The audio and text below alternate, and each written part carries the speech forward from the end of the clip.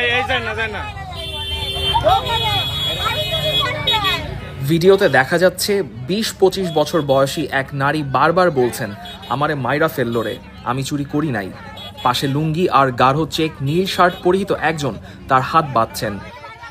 আশেপাশে জড়ো হয়ে সে দৃশ্য দেখছেন বাকিরা। ঘটনাটি সাভারের আশুলিয়ার পল্লী বিদ্যুৎ এলাকার। মঙ্গলবার সকাল 11:30টায় চোর সন্দেহে এই নারীকে বেঁধে নির্যাতন করা হয়।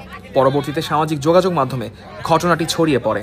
ভিডিওটিতে বারবার নির্যাতিত নারী তাকে ছেড়ে দেওয়ার জন্য ও নিজেকে নির্দোষ বলে কাকুতি মিনতি করছিলেন।